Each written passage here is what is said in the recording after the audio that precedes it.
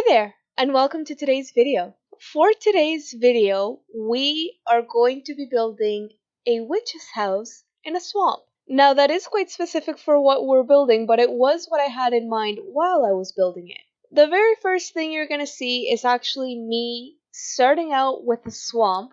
I used the pawn tool and I basically just started drawing whatever I really wanted to draw in there. Now, typically anything that has to do with landscaping, I would just remove and cut that out since that is a big chunk of a video. But for this one in particular, since half of it is just building the swamp, I decided to leave it in. I feel like some of you might find it very interesting how a lot of the landscaping is done, especially considering that it's not a matter of, oh, here's a plant, I'm just going to put this absolutely everywhere. You do need to have some breaks here and there, at least that's what I feel. Especially when it comes to a lot of the plants on The Sims, if you place them down and you don't rotate them at all, that's when it starts looking very copy-paste to me. But if you put other things in between, for example, here I have some, I believe the plant itself is just called a lily when you look for the plant in The Sims, but I'm not sure what exactly it is. It's just some yellow flowers, let's put it that way. But I combined that with some reeds and some stones and some vines, and by combining all of that, that's how you start getting a feel of a swamp. At the very least, I felt that it looked a lot like a swamp. A lot of this build was looking in debug, so for example, a lot of the tree trunks that you see here and there, or even that bridge that's at the front, all of that is from debug. So if I wasn't using debug in this case in particular, I definitely don't think I would have pulled off something that looks anywhere like a swamp.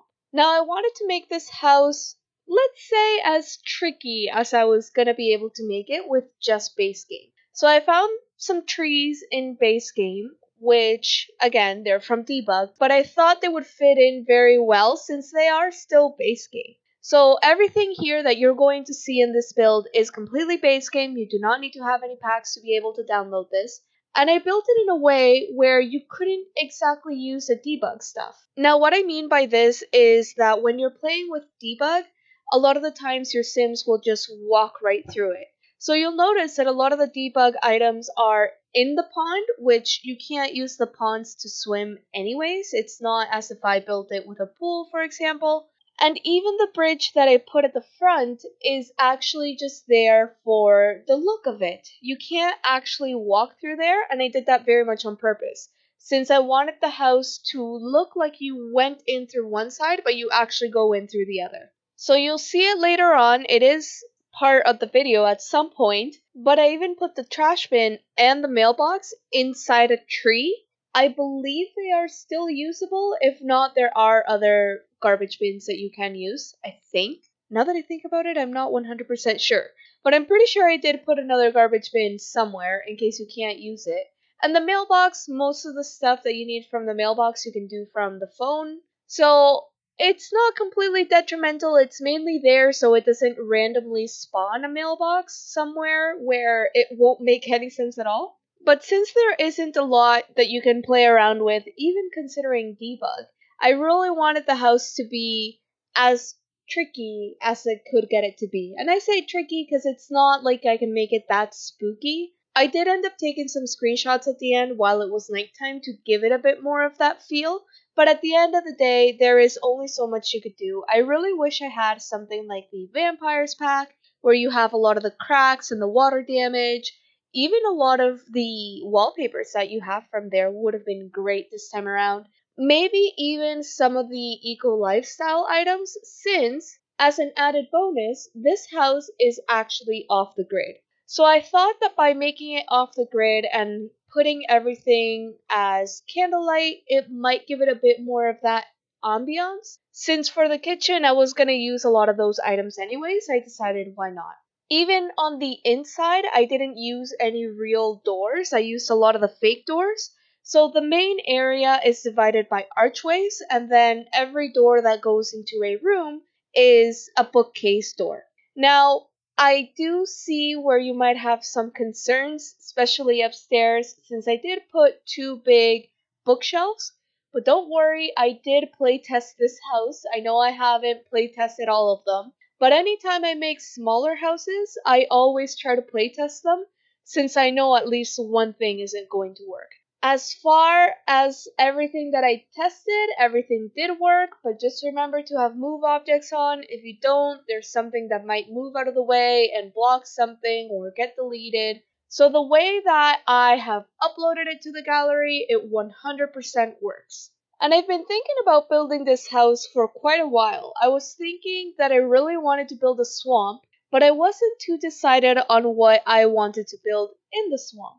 I kind of wanted to build Shrek's house, I'm not gonna lie, but when I was looking at the items that I have available in base game, I didn't know if I was gonna be able to pull that off. Especially an outhouse, I don't think there's a door that's gonna work very well for an outhouse, at least not in base game. But I still had a lot of fun building it. I used a lot of items in debug that I wouldn't normally use. I really liked the skulls in particular since it let me have a bit more of that witchy feel. At least that's what I think. I actually really like this house, and I was thinking if only I had Realm of Magic where you actually have a cauldron that you could have put. So the tower that this house has at the back of it, the upstairs bedroom actually ends up using that tower as kind of a witchcraft room.